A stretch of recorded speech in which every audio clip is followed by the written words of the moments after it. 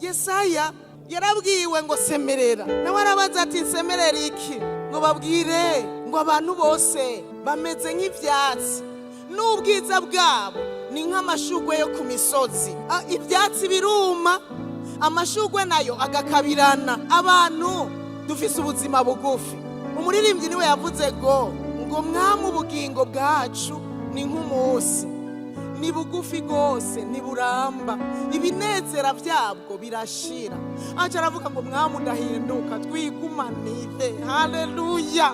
Uwo mwami adahinduka niwe dukwiye kugumana.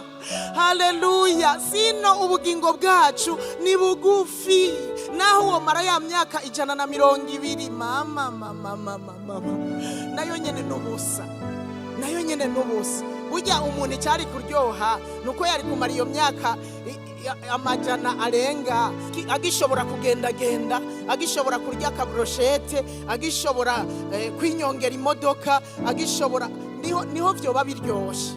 Ariko nibikunda, ubuzima bwacu ni bugufi. Uyu muvugishwa yabugereranije n'ivyatsi vyuma bagaturira bigatumugwa n'umuyaga. Aravuga ngo ubwiza dupfa kubwiratira bukadutwara umwanya, ugasanga turiko turanaburondera mu nzira nyinshi zitandukanye, ariko bumeze nk'amashugwe. Amashugwe mu gatondo arashurika neza, uvyuka mu gatondo warateye udushugwe, biraryoshe kuturaba, tuba twugurutse yamahoze aba yugurutse, amashugwe yose yugurutse asa neza.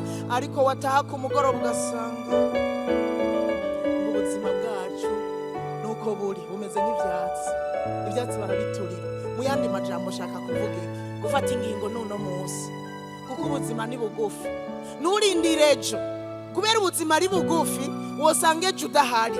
Nurindire mureka manze ndindire ubusore bwanje, ndira ubukumi bwanje, nzobiraba nko mu myaka 3 iri imbere, canke nzobiraba ninarongora canke ninarongogwa. Aba ariho mfata iyo ngingo yo kwimika umwami Yesu, kubera ari we dukwiye kwigumanira ivyiwe n'ivy'ibihe bidashira.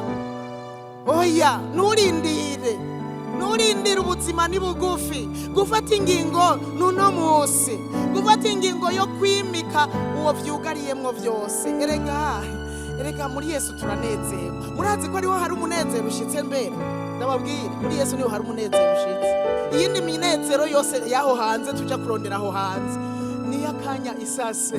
Hariho n'abarondera umunezero mu tuntu tw'ivyaha. Aho rero yarondeye umunezero abanje gukora ivyaha, akanezerwa umusegonde umwe, hanyuma inyuma y'uwo musegonde agahinda kakaba karatanguye, umubabaro ukaba uratanguye, kwicuza bikaba biratanguye. Ibi bintu nabikoreye iki? Nariko ndondera umunezero, ariko mu nyuma yaho umuntu akicuza. Ariko umunezero wo muri Kristo Yesu ni uw'ibihe bidashira.